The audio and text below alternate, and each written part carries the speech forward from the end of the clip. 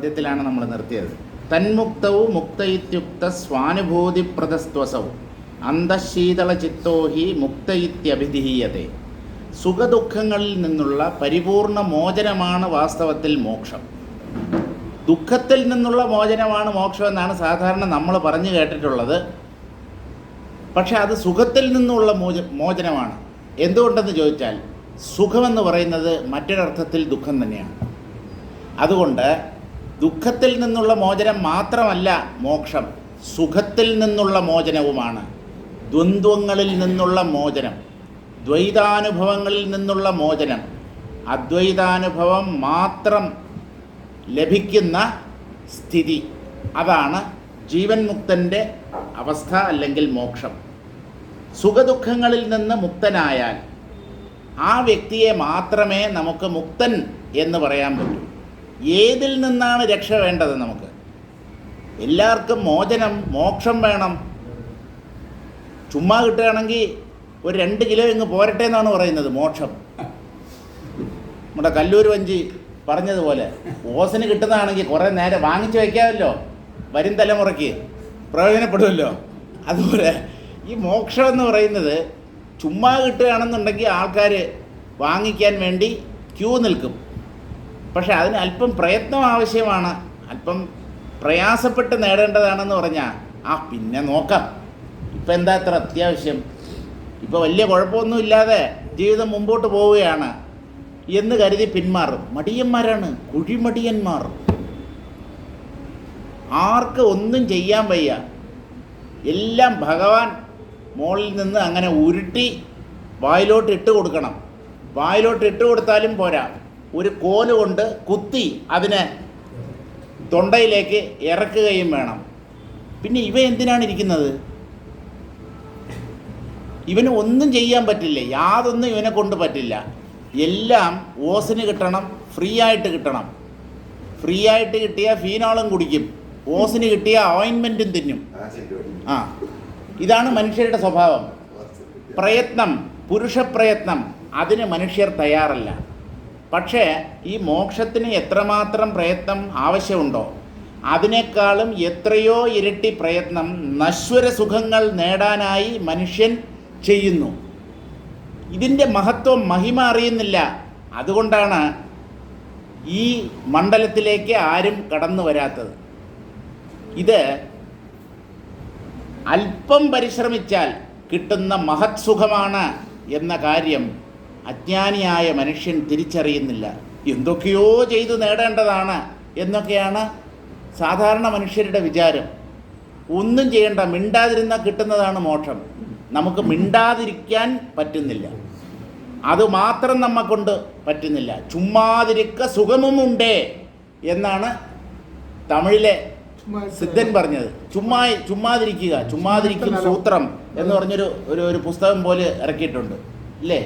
ചുമ്മാതിരിക്കും സൂത്രം എന്നല്ലേ അതിൻ്റെ പേര്? ചുമ്മാതിരിക്കാൻ പറ്റില്ല. അതുകൊണ്ട് ആ ടെക്നിക്ക് സത്യദർശികളുടെ പക്കൽ നിന്നും കൈവശമാക്കണം. അപ്പോൾ സുഖദുഃഖങ്ങളിൽ നിന്നുള്ള മോചനമാണ് വാസ്തവത്തിൽ മോക്ഷം അഥവാ മുക്തി. ആ നില കൈവരിച്ച ആളിനെയാണ് മുക്തൻ എന്ന് പറയുന്നത്. അത് അയാൾക്ക് മാത്രം അനുഭവപ്പെടുന്ന ഒന്നാണ്. ഈ മോക്ഷം, ഒരാൾ മുക്തനായി എന്ന് ആര് തീരുമാനിക്കും? ആ വ്യക്തി തീരുമാനിച്ചാൽ മതി. അയാളുടെ അനുഭൂതിയിൽ ആ മോക്ഷം പ്രകാശിച്ചാൽ മതി. മറ്റുള്ളവരറിയണ്ട, അറിയാൻ ഒക്കുകയില്ല, പറഞ്ഞു കൊടുത്താലും മനസ്സിലാവില്ല. അവനവൻ സ്വയം ഉള്ളിൽ അനുഭവിക്കേണ്ടതാണ് ഈ മോക്ഷാനുഭവം എന്ന് പറയുന്നത്. അന്തശീതള ചിത്തോഹി മുക്ത ഇത്യഭിധീയതേ. എന്നാലും ആ മോക്ഷമെന്ന് പറഞ്ഞാൽ ഏതുപോലെ ഇരിക്കും? ഒരു ചെറിയ ഉപമ, എന്തെങ്കിലും ഒരു ദൃഷ്ടാന്തം. തികഞ്ഞ ഉൾക്കുളിർമയാണ് മോക്ഷം എന്ന പേരിൽ അറിയപ്പെടുന്നത്. ഉൾക്കുളിർമ, അന്തശീതളത എന്ന വാക്കാണ് വാസിഷ്ഠം പ്രയോഗിക്കുന്നത്. വേറെ ഒരു പുസ്തകത്തിലും ആ വാക്ക് പ്രയോഗിച്ച് കണ്ടിട്ടില്ല. അന്തശീതളത. ആ അന്തശീതളത അഥവാ മോക്ഷം അനന്ത തപസ്സിൻ്റെ ഫലമാണ്. അനന്തമായ തപസ്, അല്ലറ ചില്ലറ തപസ്സൊന്നും കൊണ്ട് ഈ മോക്ഷം നേടാൻ പറ്റില്ല. അനന്തപുണ്യം, അനന്ത തപസ്, അതിൻ്റെ ഫലമായിട്ടാണ് ഒരു ജീവൻ മുക്തനാകുന്നത്, അല്ലെങ്കിൽ ജീവൻ മുക്തനാകുന്നത്. ഇനി നമുക്ക് 36-ാമത്തെ ശ്ലോകം വായിക്കാം. ബന്ധസന്തപ്ത ചിത്തേതി ദേഹാദേസ്തന്ന ദൃശ്യത്തെ ശരീരേ കണശകൃത്തേ രാജ്യേ വാ വിനിയോജിതേ. ബന്ധം എന്ന് പറഞ്ഞാൽ എന്ത്? ബന്ധം എന്ന് പറഞ്ഞാൽ ദുഃഖം എന്ന് തന്നെയാണ് അർത്ഥം. ബന്ധം എന്ന് പറഞ്ഞാൽ ദുഃഖം. അതുകൊണ്ടാണ് മോക്ഷം എന്നുള്ളതിനെ ആനന്ദം, സുഖം എന്നൊക്കെ പറയുന്നത്. ബന്ധം ദുഃഖം തന്നെയാണ്. ദുഃഖിച്ച് ദുഃഖിച്ച് കഴിയുക, നീറി നീറി കഴിയുക, പെടയുക, ഒരു സ്വസ്ഥതയുമില്ലാതെ ഇവിടെ ജീവിക്കുക, അത് തന്നെയാണ് ബന്ധം. പെടയുന്നത് മനസ്സാണ്, ദുഃഖിക്കുന്നത് മനസ്സാണ്. അതുകൊണ്ട് മനസ്സുമായുള്ള ബന്ധം വിച്ഛേദിക്കലാണ് വാസ്തവത്തിൽ മോക്ഷം. ബന്ധസന്തപ്ത ചിത്ത, തപിക്കുന്ന മനസ്സാണ് വാസ്തവത്തിൽ ബന്ധം എന്ന് പറയുന്നത്. മനസ്സ് പെടയുന്നുണ്ടോ, തപിക്കുന്നുണ്ടോ, നീറുന്നുണ്ടോ, നിങ്ങൾ ബദ്ധനാണ്. നിങ്ങൾ മുക്തനായാൽ ഒരു കുളിർമ മാത്രമേ നിങ്ങളുടെ ഉള്ളിൽ നിങ്ങൾ അനുഭവിക്കൂ. ബന്ധസന്തപ്ത ചിത്തേതി ദേഹാദേസ്തന്ന ദൃശ്യത്തെ. ബന്ധവും മോക്ഷവും ശരീരതലത്തിലല്ല, തൊലിപ്പുറത്തല്ല, അല്ലെങ്കിൽ ആന്തരാവയവങ്ങളിലല്ല ബന്ധവും മോക്ഷവും. ബന്ധമോക്ഷങ്ങൾ എപ്പോഴും മനസ്തലത്തിലാണ്. ശരീരത്തിൽ വരുന്ന വേദനയോ ബുദ്ധിമുട്ടുകളോ ഒക്കെ അന്തിമമായി പ്രതിഫലിക്കുന്നത് മനസ്സിലാണ്. ശരീരത്തിലാണ് വേദന അനുഭവപ്പെടുന്നത്. മാനസിക വേദന ഉണ്ട്. ശാരീരിക വേദനയെക്കുറിച്ച് നമ്മൾ പറയുമ്പോൾ ഈ ശാരീരിക വേദന ശരീരതലത്തിലാണ്. പക്ഷേ ആ വേദനയെ അനുഭവിക്കുന്നത് ശരീരമല്ല, മനസ്സാണ്. സുഖം, ഭോഗങ്ങൾ, ആ ഭോഗങ്ങൾ അനുഭവിക്കാനുള്ള ഒരു ഉപാധി മാത്രമാണ് ഈ ശരീരം. സുഖം അനുഭവപ്പെടുന്നത് മനസ്തലത്തിലാണ്.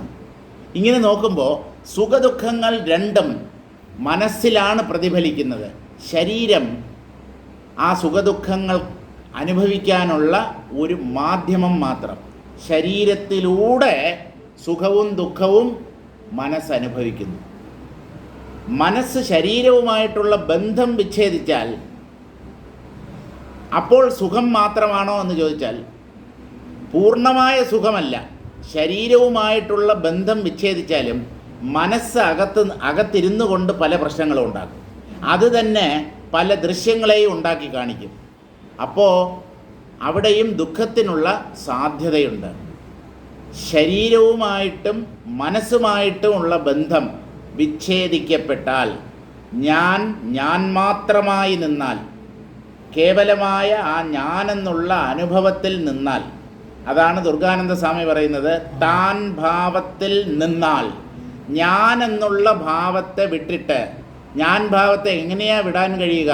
ഞാൻ ബ്രഹ്മമാണെന്ന് തീരുമാനിക്കുക. അഹം ബ്രഹ്മേതി നിശ്ചിത്യ അഹംഭാവം പരിത്യജ. പലർക്ക് ഈ അഹങ്കാരത്തെ എങ്ങനെ നശിപ്പിക്കണം എന്ന കാര്യം അറിയില്ല. ആരും പറഞ്ഞു കൊടുക്കുന്നില്ല.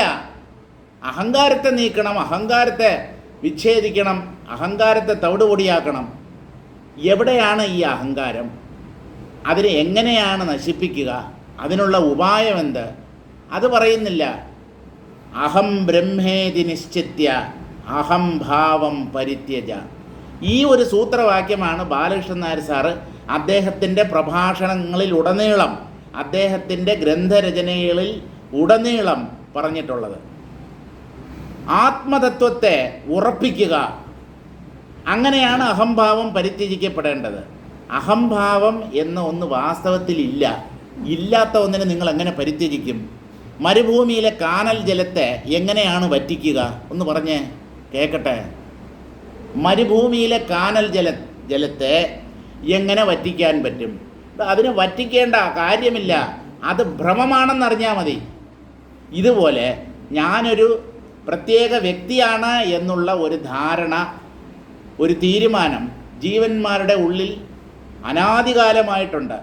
ആ ഭാവത്തെ അല്പം ഒന്ന് മാറ്റി, ഞാൻ അവിടെ ഇരുന്നോട്ടെ, ഞാനൊരു വ്യക്തിയല്ല, ഞാൻ ബ്രഹ്മമാണ്, ബോധമാണ്, ആത്മാവാണ്, ചിത്താണ് എന്ന് തീരുമാനിക്കാൻ കഴിഞ്ഞാൽ അത് തന്നെയാണ് അഹങ്കാരനാശം, അല്ലാതെ വേറൊന്നുമല്ല.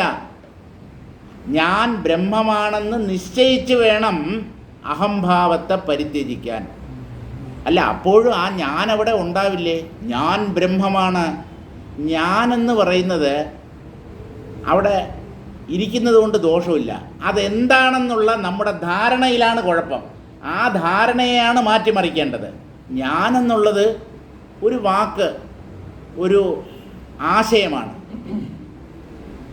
ഞാൻ എന്താണ് എന്ന് ഞാൻ തീരുമാനിച്ചു വച്ചിരിക്കുന്നുവോ ആ തീരുമാനമാണ് മാറ്റത്തിന് വിധേയമാകേണ്ടത്. ഞാൻ ബ്രഹ്മമാണ് എന്ന് തീരുമാനിക്കാൻ കഴിഞ്ഞാൽ അത് തന്നെയാണ് ജ്ഞാനം.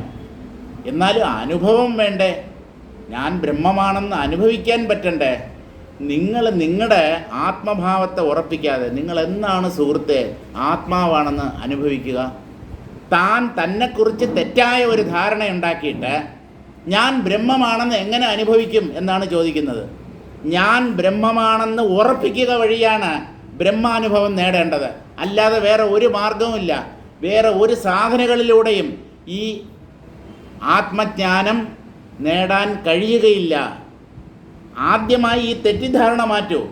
ഞാനൊരു വ്യക്തിയാണ്, എനിക്കൊരു ശരീരമുണ്ട്, പ്രാണനുണ്ട്, മനസ്സുണ്ട്, 5 ഇന്ദ്രിയങ്ങളുണ്ട്, ബുദ്ധിയുണ്ട്. ഞാനൊരു വ്യക്തിയാണ്, ഇന്നാരുടെ മകനോ മകളോ ആണ്, എനിക്ക് ഭാര്യയോ ഭർത്താവോ ഉണ്ട്, ഞങ്ങൾക്ക് 2 പേർക്കും ജനിച്ച കുട്ടികളുണ്ട്.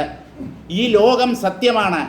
ഈ ചിന്തകളൊക്കെ തൂത്തുപറക്കി കളയൂ, അറബിക്കടലിൽ കെട്ടിത്താഴ്ത്തൂ. എന്നാലേ നിങ്ങൾക്ക് സ്വസ്ഥത അനുഭവിക്കാൻ പറ്റൂ. ഈ ചിന്തകളുടെ നൂലാമാലകളിൽപ്പെട്ടാണ് മനുഷ്യർ സ്വസ്ഥതയെ സ്വയം നശിപ്പിക്കുന്നത്. സ്വസ്ഥതയെ നശിപ്പിക്കുന്നത് ലോകമല്ല, നമ്മുടെ മനസ്സ് തന്നെയാണ് നമ്മുടെ സ്വസ്ഥതയെയും ശാന്തിയെയും ഒക്കെ നശിപ്പിക്കുന്നത്. അതുകൊണ്ട് ധാരണയെയാണ് മാറ്റി എഴുതേണ്ടത്.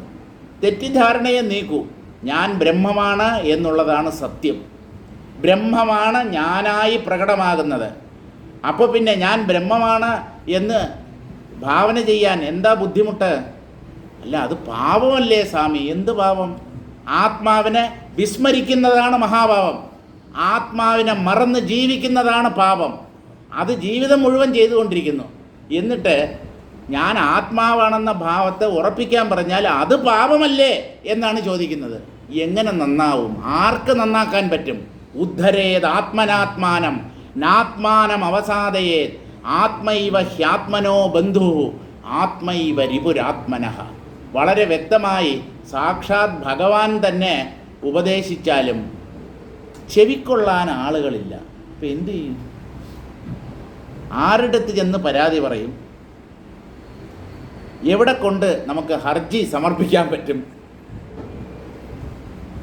ആരുടെ അടുത്തും കംപ്ലൈൻറ്റ് ചെയ്തിട്ട് കാര്യമില്ല. കുഴപ്പം തന്നിലാണ്.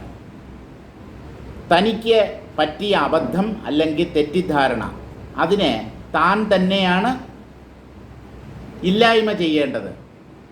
അപ്പോൾ സന്തപ്ത ചിത്തം, സന്തപ്ത ചിത്ത എന്നാണ് പറയുന്നത്.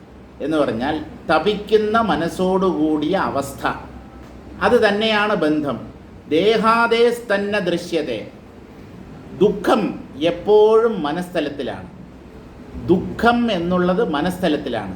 വേദന ശരീരതലത്തിൽ ആവാം. മാനസിക വേദനയുണ്ട്. മാനസിക വേദനയുടെ മറ്റൊരു പേരാണ് ദുഃഖം. ശാരീരിക വേദന കാരണം മനസ്സ് പിടയും, അതാണ് ദുഃഖം. അതുകൊണ്ടാണ് രമണ മഹർഷിയോട് ചോദിച്ചപ്പോൾ, അങ്ങക്ക് നല്ല വേദനയില്ലേ ശരീരത്തിൽ? ആ സാർക്കോമ എന്ന് പേരിൽ അറിയപ്പെടുന്ന ആ ക്യാൻസർ വന്നിട്ട് അങ്ങക്ക് വേദനയില്ലേ? വേദനയില്ലെന്ന് ആര് പറഞ്ഞു? ഞാനിക്ക് വിശപ്പില്ല, ദാഹമില്ല, അയാൾ കക്കൂസി പോവില്ല, മൂത്രം ഒഴിക്കുന്നില്ല. ഇങ്ങനെയൊക്കെ എന്തിനാണ് നമ്മൾ തെറ്റായി മനസ്സിലാക്കുന്നത്? അതല്ല ജ്ഞാനം.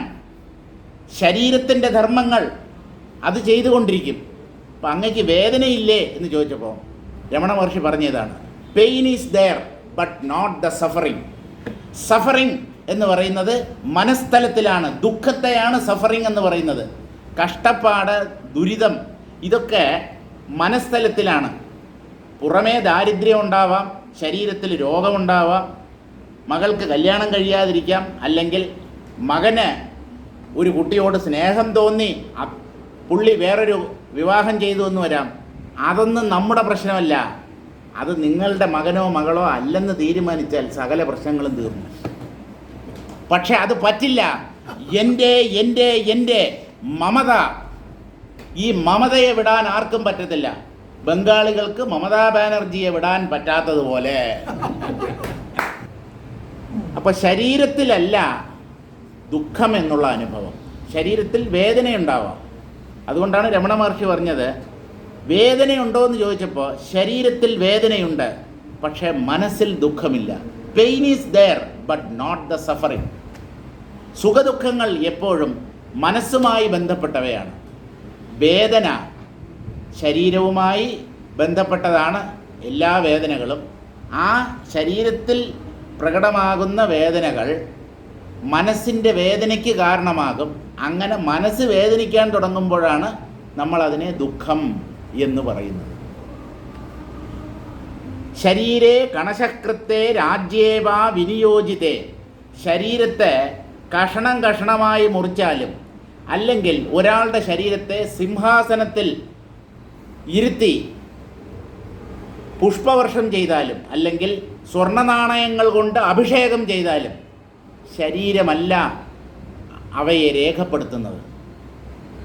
എന്നെ 4 പേർ ആദരിക്കുന്നു, അല്ലെങ്കിൽ ഒരു ജനസമൂഹം എന്നെ സ്തുതിക്കുന്നു, എന്നെ നമസ്കരിക്കുന്നു, ഈ ഭാവങ്ങളൊക്കെ ഒരാൾ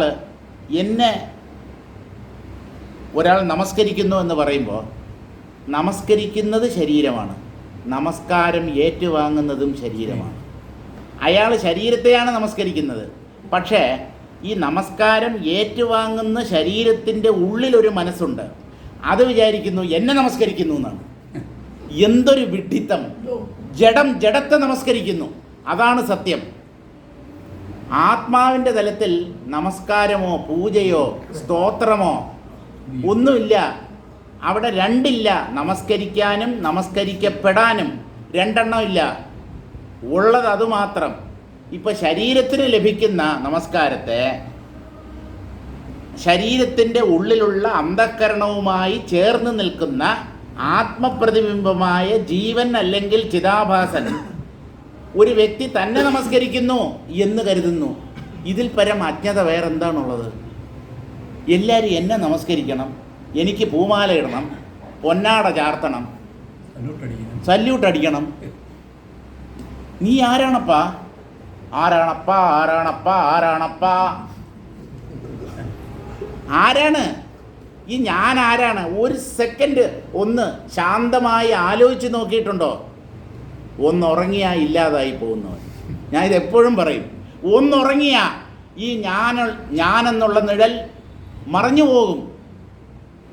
അവനെ തലയിൽ കയറ്റി വലിയ ആളാക്കി എന്നെ പറഞ്ഞു ഞാൻ കാണിച്ചു കൊടുക്കാം, അവനെ ഒരു പാഠം പഠിപ്പിക്കും. നിങ്ങളാരാണ്?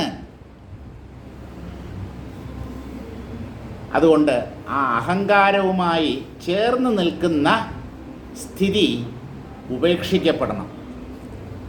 ശരീരത്തെ കഷ്ണം കഷ്ണമായിട്ട് മുറിച്ചാലും കണശകൃത്തെന്നാകുന്നു എന്ന് പറഞ്ഞാൽ ചെറിയ ചെറിയ തുണ്ടുകളായി ശരീരത്തെ മുറിച്ചാലും, അല്ലെങ്കിൽ അതിനെ പട്ടാഭിഷേകം ചെയ്ത് ഒരു സിംഹാസനത്തിൽ ഇരുത്തിയാലും ആ 2 അനുഭവങ്ങളിലും ഒരനുഭവത്തിൽ മനസ്സ് സന്തോഷിക്കും. ശരീരത്തെ കഷ്ണം കഷ്ണമായി മുറിച്ചാൽ മനസ്സ് ദുഃഖിക്കും. ഈ 2 അനുഭവങ്ങളും അഥവാ സുഖദുഃഖങ്ങളും സന്തോഷ സന്താപങ്ങളും ശരീരത്തിനല്ല, ആ അനുഭവങ്ങൾ മനസ്സിലാണ് പ്രതിഫലിക്കുന്നത്.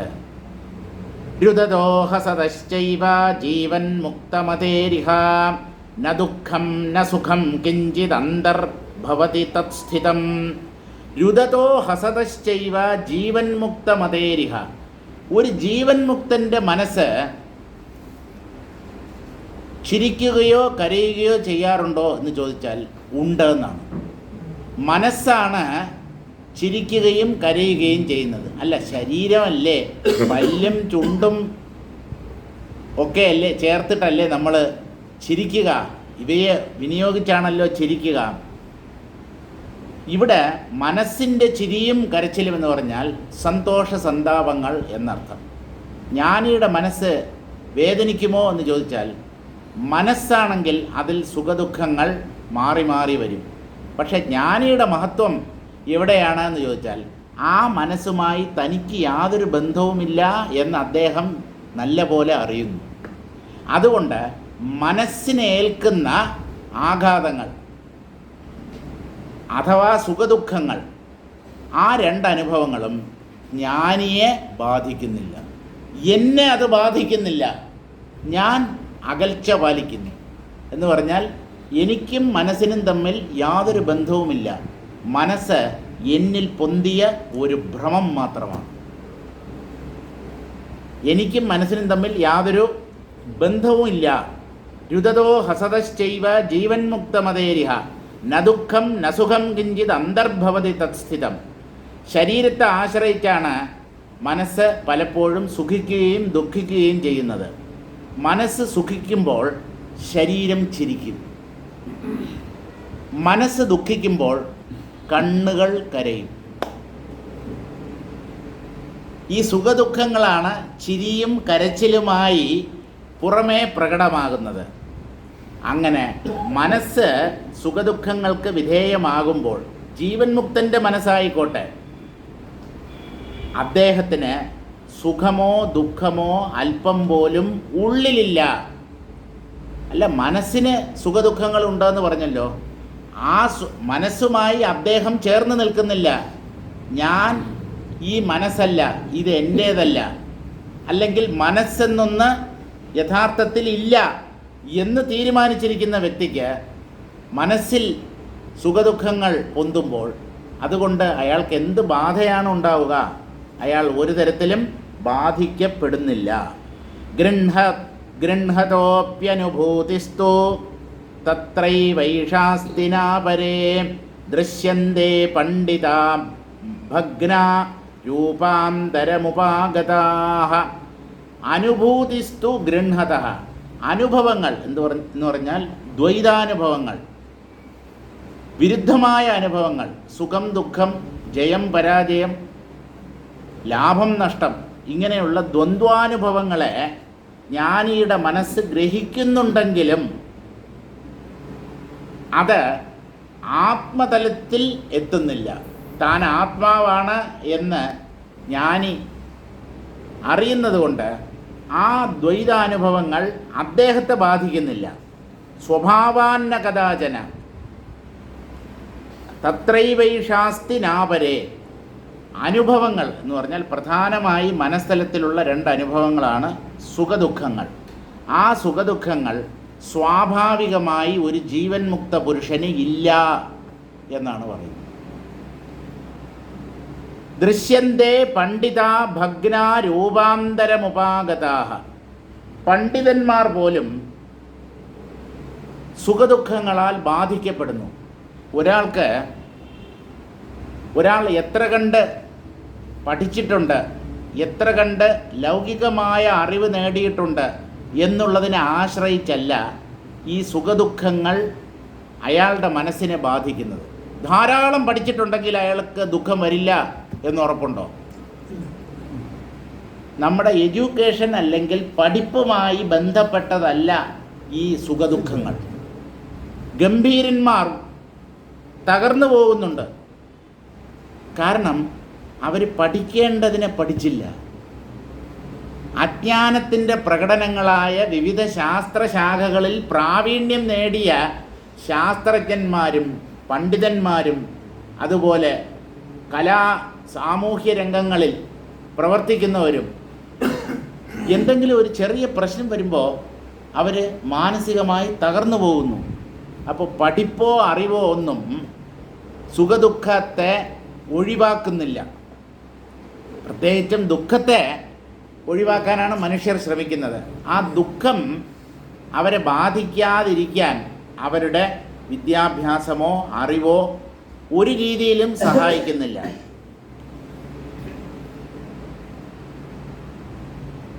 ദൃശ്യന്തേ പണ്ഡിത ഭഗ്നാഹ. പണ്ഡിതന്മാർ പോലും ഭഗ്നന്മാരായി പോകുന്നു എന്ന് പറഞ്ഞാൽ തകർന്നു പോകുന്നു.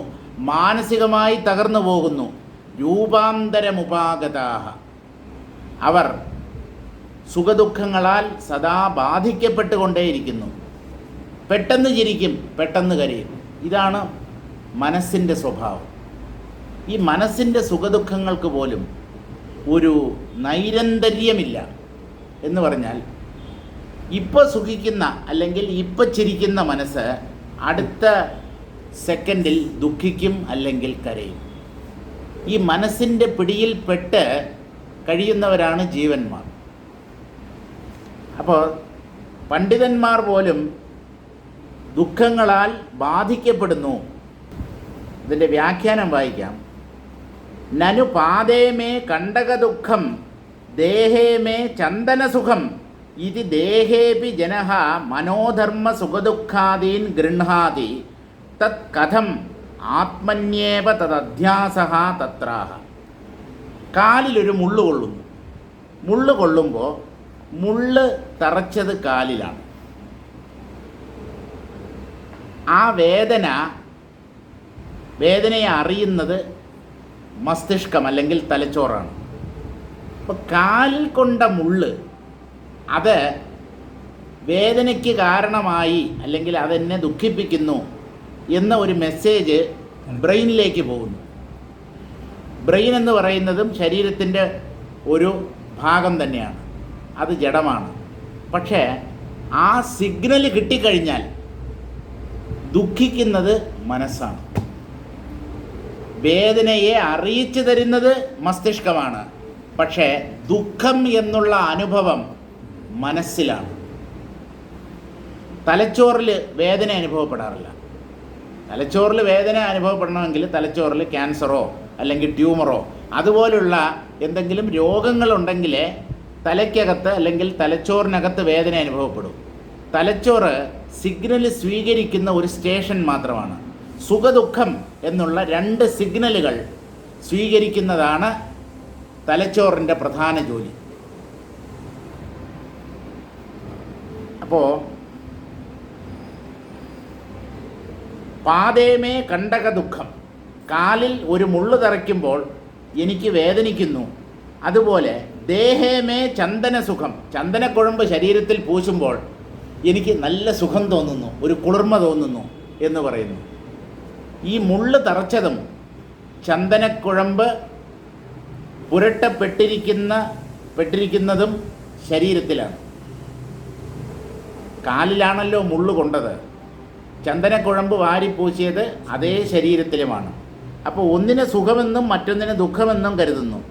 അപ്പോൾ ശരീരത്തിലാണ് വാസ്തവത്തിൽ സുഖദുഃഖങ്ങൾ അനുഭവപ്പെടുന്നത് എന്ന് പലരും കരുതുന്നു. കാരണം ശരീരത്തിലൂടെയാണല്ലോ സുഖവും ദുഃഖവും അനുഭവപ്പെടുന്നത്. അപ്പോൾ മനോധർമ്മങ്ങളായ മനസ്ഥലത്തിൽ അനുഭവപ്പെടുന്ന സുഖദുഃഖങ്ങളെ ശരീരമാണ് അറിയിച്ചു തരുന്നത്, അല്ലെങ്കിൽ ശരീരമാകുന്ന മാധ്യമത്തിലൂടെയാണ് സുഖദുഃഖങ്ങൾ മനസ്സിനെ ബാധിക്കുന്നത് എന്ന് മനുഷ്യർ വിചാരിക്കുന്നു. മനോധർമ്മ സുഖദുഃഖാദീൻ ഗൃഹാതി, മനസ്സിൻ്റെ തലത്തിലുള്ള സുഖദുഃഖങ്ങളെ അനുഭവിപ്പിച്ച് തരുന്നത് ഈ ദേഹമാണ്.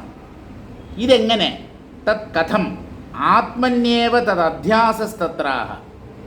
ഇതെങ്ങനെയാണ് മനസ്സിൽ ബാധിക്കപ്പെടുന്നത്, മനസ്സിനെ ബാധിക്കുന്നത് ഈ സുഖദുഃഖങ്ങൾ എന്ന് ചോദിച്ചാൽ, അവച്ഛേദകതാ സംബന്ധേന ദേഹേ സുഖദുഃഖാദീൻ ഗൃഹതോപി ജനസ്യ അഹം സുഖീ അഹം ദുഃഖീത്യാത്മന്യേവ തദനുഭവ പര്യവസാനാത് തത്രൈവ ഏഷാ കൽപ്പനാസ്തി ന അപരേ ബാഹ്യേ ദേഹാദൗ.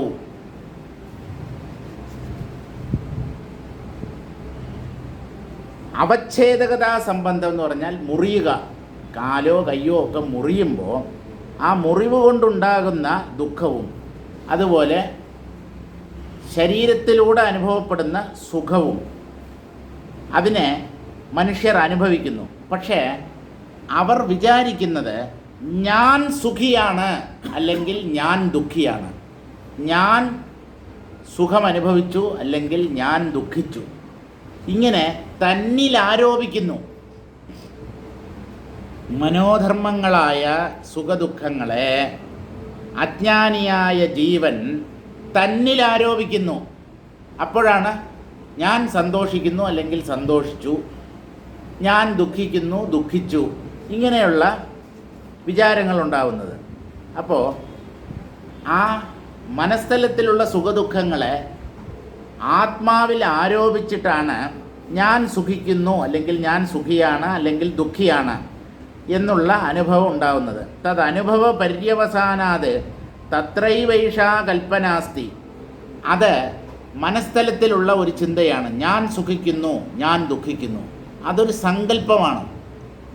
ഇങ്ങനെ ശരീരത്തിനെയും മനസ്സിനെയും ബാധിക്കുന്ന വിഷയങ്ങളെ അജ്ഞാനിയായ ജീവൻ തന്നിൽ ആത്മാവിൽ ആരോപിക്കുന്നത് കൊണ്ട് ആ വേദനകളെല്ലാം വാസ്തവത്തിൽ മനസ്ഥലത്തിലാണ്.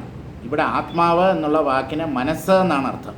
തന്നിൽ ആരോപിക്കുക എന്ന് പറഞ്ഞാൽ അന്ധഃകരണത്തിലാണ് ഈ ആത്മാവ് പ്രതിഫലിക്കുന്നത്. അതിനെയാണ് ജീവൻ അല്ലെങ്കിൽ ചിതാഭാസൻ എന്ന് പറയുന്നത്.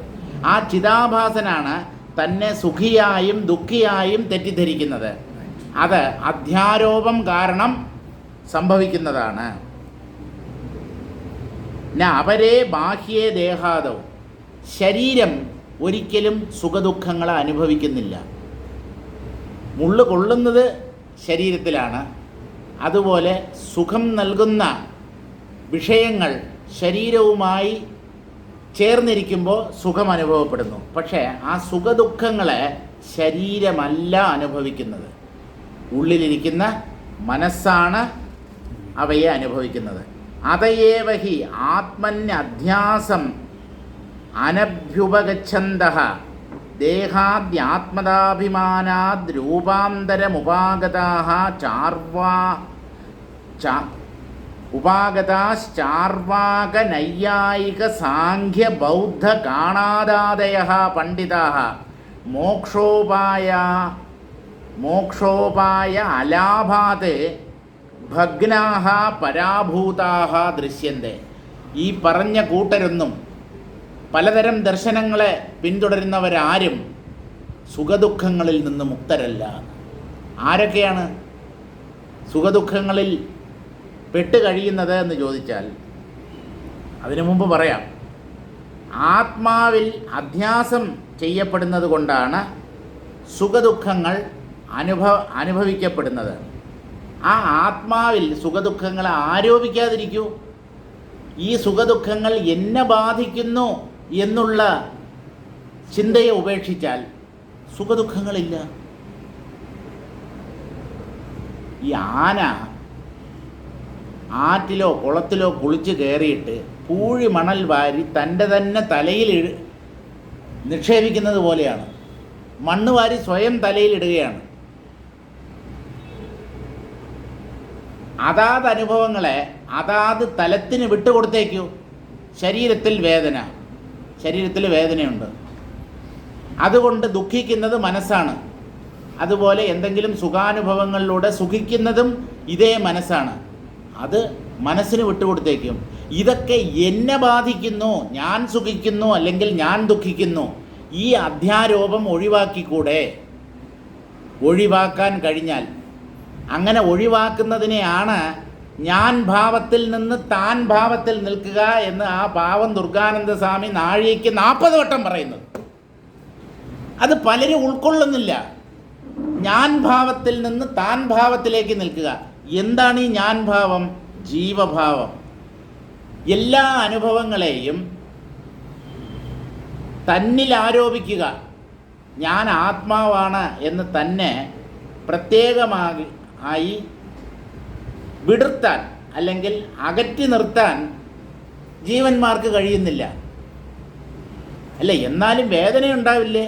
ഞാൻ ആത്മാവാണ് എന്ന് അറിഞ്ഞാലും, അല്ലെങ്കിൽ ഞാൻ സാക്ഷിയാണ്, സുഖവും ദുഃഖവും മനസ്ഥലത്തിലാണ് എന്ന് അറിവുള്ള ഒരു ജ്ഞാനിക്കും വേദന അനുഭവപ്പെടുകയില്ലേ? ഡെഫിനറ്റ്ലി. പക്ഷേ ആ വേദന തനിക്കുണ്ട് എന്ന് അദ്ദേഹം വിചാരിക്കാത്തത് കൊണ്ട്, അല്ലെങ്കിൽ അദ്ദേഹം ഞാൻ ഭാവത്തിൽ നിന്ന് താൻ ഭാവത്തിൽ നിൽക്കുന്നത് കൊണ്ട് വലുതായി ആ വേദനകൾ ജ്ഞാനിയെ ബാധിക്കാറില്ല. ഈ വേദനയുടെ ഇൻറ്റൻസിറ്റി അല്ലെങ്കിൽ കാഠിന്യം കൂടുന്നത് എപ്പോഴെന്നോ, എനിക്കിത് വന്നല്ലോ, ഞാൻ ഈ വേദന അനുഭവിക്കുന്നുണ്ടല്ലോ, ആ മാനസികമായ ദുഃഖമാണ് ശാരീരിക വേദനയെ ഇരട്ടിപ്പിക്കുന്നത്. അതവിടെ ഇരിക്കട്ടെ, വേദനയുണ്ടോ? ഉണ്ട്.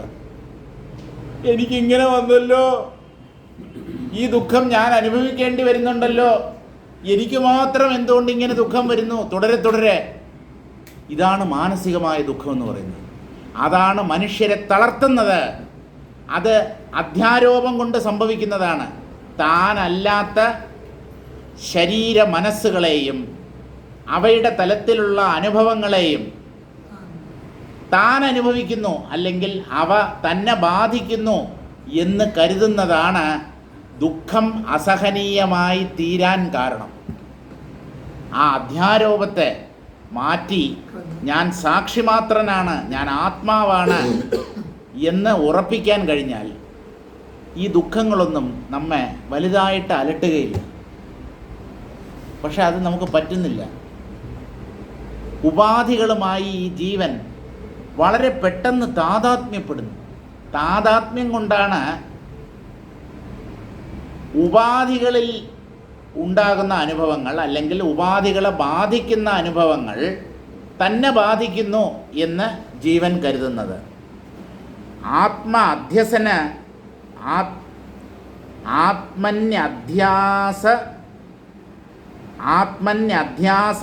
അഭ്യുപഗച്ഛന്തഃ, മനസ്സിൽ അല്ലെങ്കിൽ തന്നിൽ ഈ സുഖദുഃഖങ്ങളെ ആരോപിക്കുന്നു.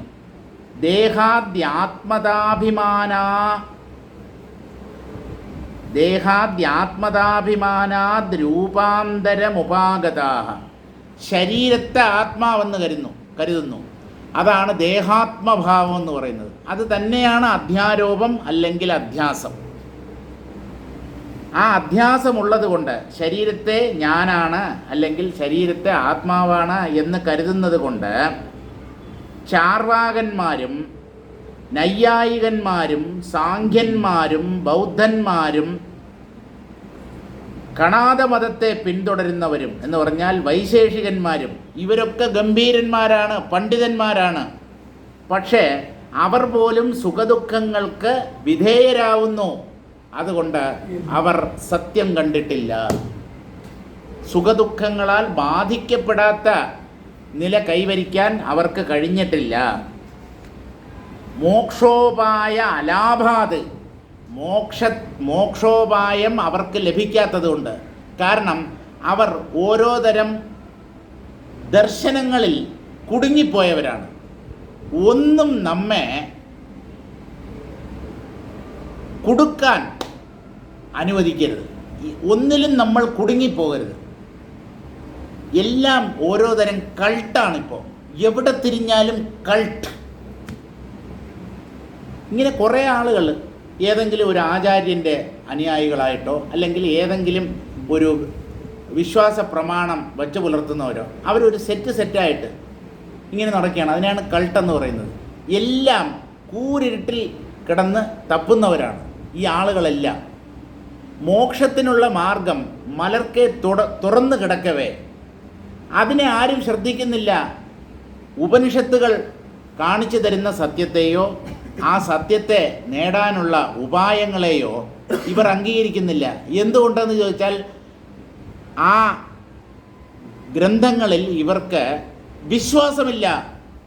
എന്തുകൊണ്ട് വിശ്വാസമില്ല എന്ന് ചോദിച്ചാൽ ഇവർക്ക് അങ്ങനെയുള്ള കാര്യങ്ങളിൽ ശ്രദ്ധയില്ല. എന്തുകൊണ്ട് ശ്രദ്ധയില്ല എന്ന് ചോദിച്ചാൽ പുണ്യം ചെയ്തിട്ടില്ല. ഇതൊക്കെ പുണ്യത്തിൻ്റെ ഫലമായി നമുക്ക് ലഭിക്കുന്ന കാര്യങ്ങളാണ്. പുണ്യം ചെയ്തവർക്ക് മാത്രമേ അധ്യാത്മശാസ്ത്രത്തിൽ അഭിരുചി ഉണ്ടാവത്തുള്ളൂ.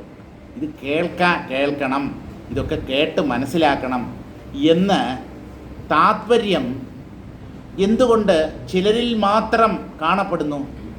ബഹുഭൂരിപക്ഷം ജനങ്ങളും ഇതിനെ ശ്രദ്ധിക്കുന്നേയില്ല. ചിലരുണ്ട് ആധ്യാത്മിക പ്രഭാഷണം തുടങ്ങിക്കഴിഞ്ഞാൽ അപ്പം എണീറ്റ് പോകും. അതിനു മുമ്പ് break dance, cinematic dance, disco dance, ഉടുതുണി അഴിച്ചെറിയുന്ന ഡാൻസ്, ഉടുതുണി ഇട്ടുകൊണ്ടുള്ള ഡാൻസ്, അതെല്ലാം കണ്ടുകൊണ്ടിരിക്കും.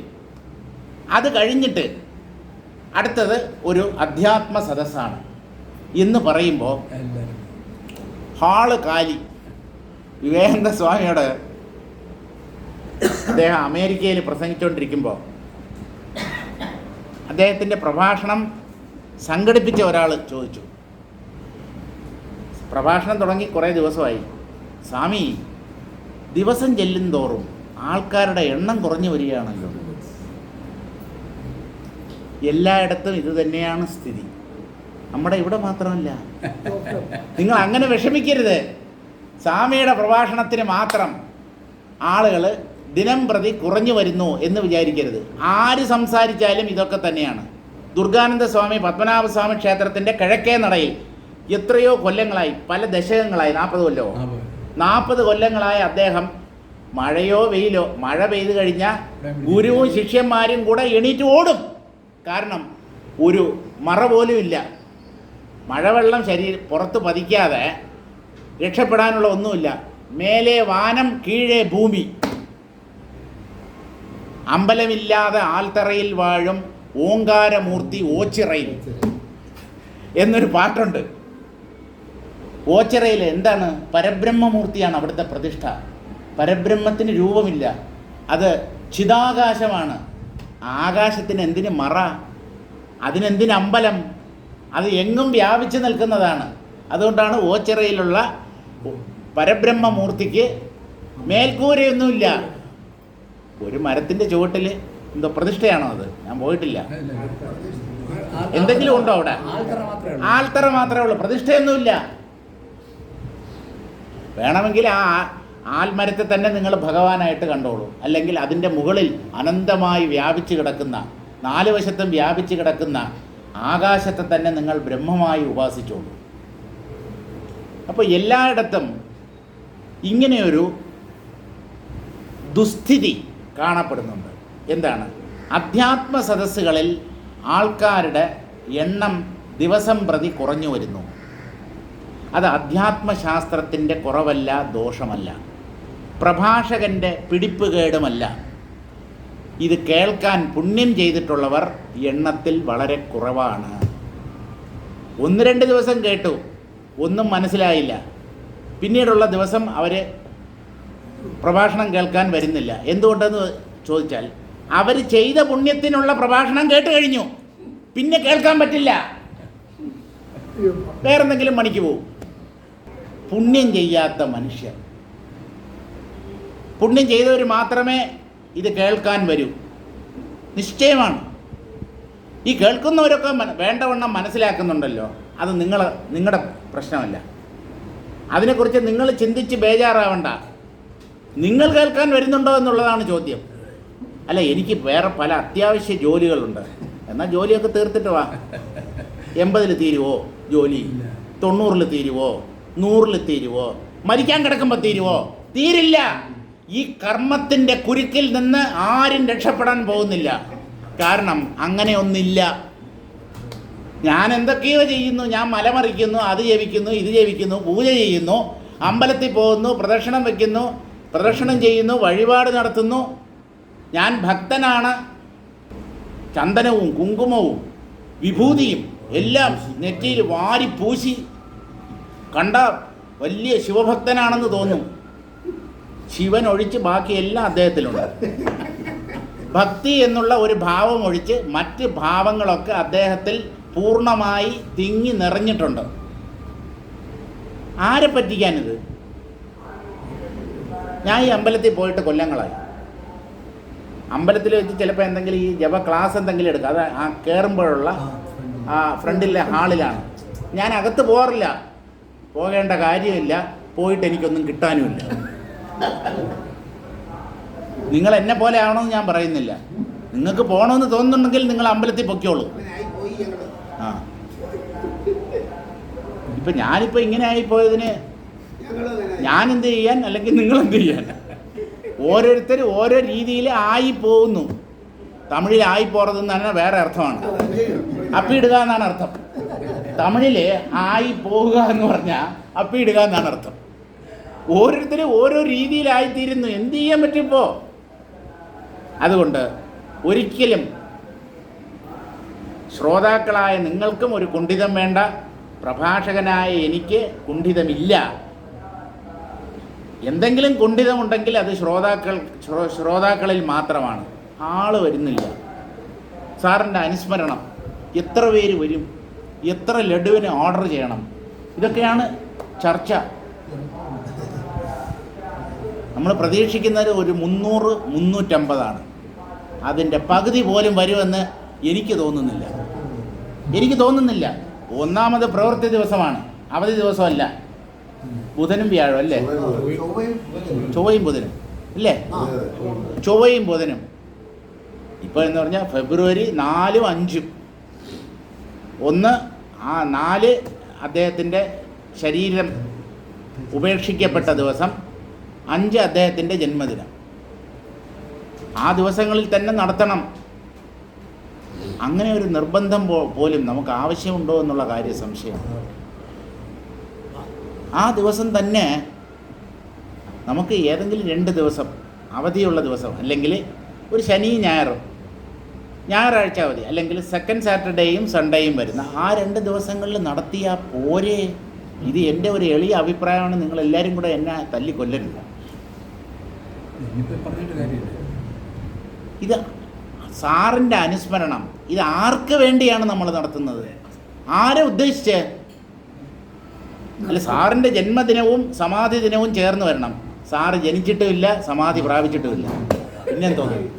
പിന്നെ എന്ത് ദിനം? ഈ 4നും 5നും എന്താണ് ഇത്ര പ്രത്യേകത? ഈ പ്രത്യേകതയും കുറ്റവും കുറവും നന്മയും തിന്മയുമെല്ലാം മനസ്സിൻ്റെ സൃഷ്ടികളാണ്. മനസ്സാണ് ഇതിൻ്റെ എല്ലാം പുറകിൽ. പിന്നെ ഒന്നും നടത്താത്തതിന് എന്തെങ്കിലുമൊക്കെ നടത്താം. ആളുകൾ വരുന്നെങ്കിൽ വരട്ടെ. സ്ഥിരമായിട്ട് വരുന്ന കുറേ പേരുണ്ട്, അവർ വരും. സാറ് പ്രഭാഷണം ചെയ്തുകൊണ്ടിരുന്ന സമയത്ത് പോലും ദൂരെ ഇരുന്ന് നെയ്യാറ്റിൻകര അതുപോലെയുള്ള ദൂരസ്ഥലങ്ങളിൽ നിന്നും വ്യക്തികൾ എത്തിക്കൊണ്ടിരുന്നു. അവർ സ്ഥിരമായി സാറിൻ്റെ പ്രഭാഷണം കേൾക്കാൻ എത്തുമായിരുന്നു. അതുകൊണ്ട് സാറിൻ്റെ സദസ്സിൽ സീറ്റ് ഒഴിഞ്ഞു കിടക്കുന്നു. ചിലപ്പോൾ സീറ്റ് ഒഴിഞ്ഞു കിടക്കും. സാറിനൊരു ഫിക്സഡ് ഓഡിയൻസ് ആണ് ഉണ്ടായിരുന്നത്. അതായത് കുറച്ച് പേര് വരും, അത് ഫിക്സഡാണ്. അതിൽ ആളുകൾ കൂടുകയില്ല, കുറയുകയില്ല. കുറയുന്നുണ്ടെങ്കിലും മിക്കവാറും ആൾ മരിച്ചു പോയിട്ടുണ്ട്.